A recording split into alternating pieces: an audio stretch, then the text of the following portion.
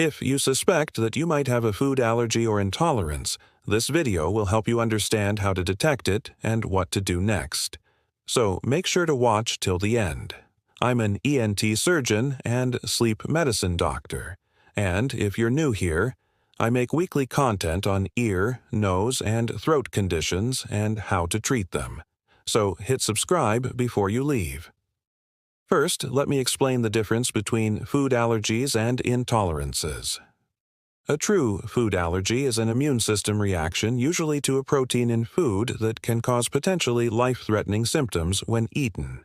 Common food allergens include peanuts, tree nuts, dairy, eggs, soy, wheat, gluten, fish, and shellfish. Symptoms of a food allergy occur shortly after eating the offending food and can involve the skin like hives, the digestive system like nausea, vomiting, or diarrhea, and even the respiratory system like wheezing, coughing, or difficulty breathing. In severe cases, a food allergy can cause anaphylaxis, which is a sudden and severe allergic reaction that can be life-threatening. Anaphylaxis can cause difficulty breathing, a rapid drop in blood pressure, and a loss of consciousness. It's important to seek medical attention immediately if you or someone you're with is experiencing symptoms of anaphylaxis. On the other hand, food intolerance is not an immune system reaction and is usually not as severe as a food allergy. It can involve the digestive system like bloating, gas, or diarrhea, but typically does not cause systemic symptoms like hives or difficulty breathing. Food intolerances are often caused by difficulty digesting certain sugars or proteins. For example, lactose intolerance is the inability to digest the sugar in milk and dairy products, which can lead to digestive symptoms like bloating and diarrhea when consuming dairy. That said, food allergies are diagnosed based on a history of allergic symptoms after eating a particular food and may involve testing like skin prick tests or blood tests to check for allergen-specific antibodies. Elimination diets can also be helpful to identify which foods are triggering your symptoms. Avoidance of the trigger food is the main treatment for food allergies. This can be difficult for some people, especially if the food is a common ingredient in many dishes. But it's important to avoid the trigger food strictly to prevent allergic reactions. Working with an allergist to develop a plan to avoid the food and to read food labels carefully can be helpful. So now that we know the basics, let's get into how to spot a food allergy or intolerance. First, look out for patterns. Pay attention to the timing of your symptoms. When do they occur? Is it soon after eating a particular food or a group of similar foods? For example, do you notice symptoms after having ice cream, pizza, cookies, and milk? All of these contain dairy, which could be the culprit behind your symptoms. Or do you notice symptoms after eating cashews, almonds, walnuts, and Brazil nuts? All of these are tree nuts.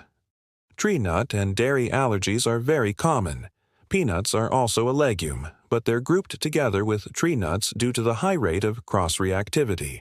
So, if you're allergic to tree nuts, you should also avoid peanuts. Next, consider the type of symptoms you're experiencing.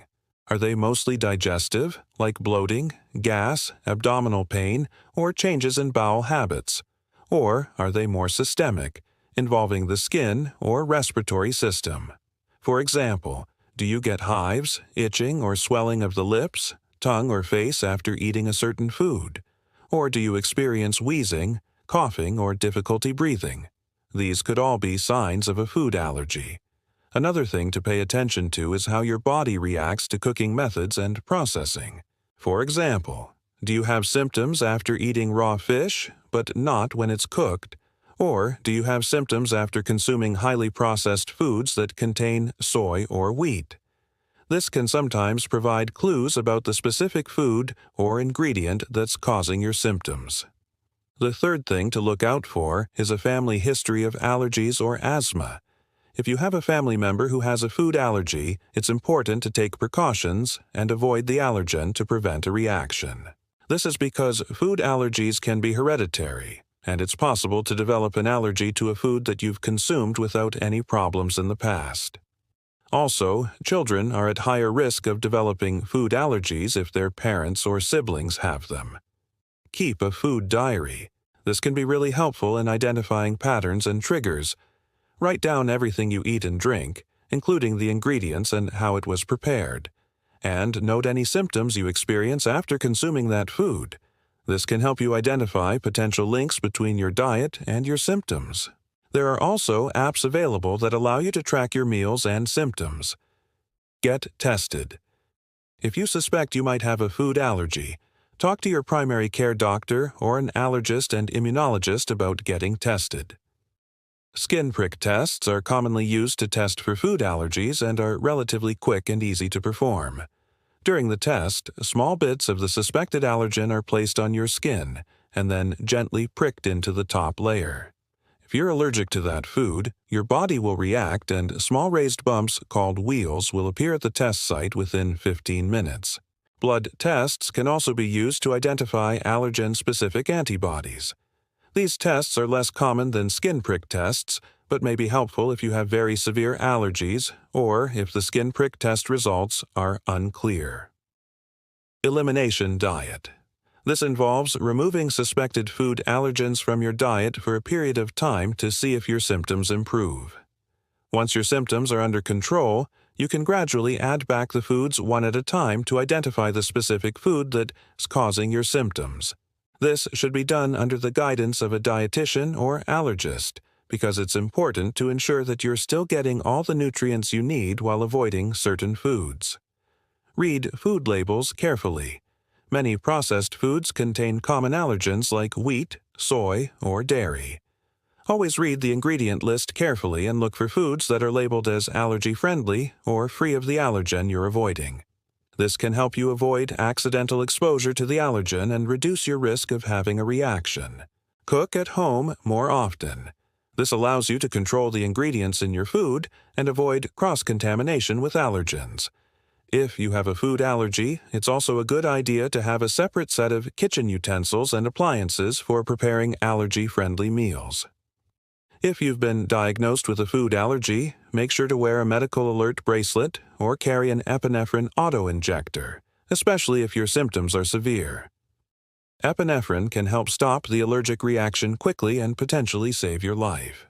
Make sure you know how to use the epinephrine auto-injector and keep it with you at all times. Also, let your friends, family, and coworkers know about your allergy and the steps they should take if you have a reaction. It's important to remember that you don't have to completely eliminate all of the trigger foods from your diet unless directed by your doctor. You can sometimes eat small amounts of the food without having a reaction. For example, if you're allergic to peanuts, you may be able to tolerate small amounts of peanut oil in cooking. However, this is not the case for all food allergies, and it's important to follow your doctor's recommendations. In some cases, immunotherapy may be an option to help you build tolerance to the food allergen over time. This is usually only recommended for people with mild to moderate food allergies and should be done under the guidance of an allergist. Here's a few examples of how food allergies can mimic other conditions. A dairy allergy can cause symptoms like hives, itchy skin, or digestive issues. This can resemble eczema or inflammatory bowel disease.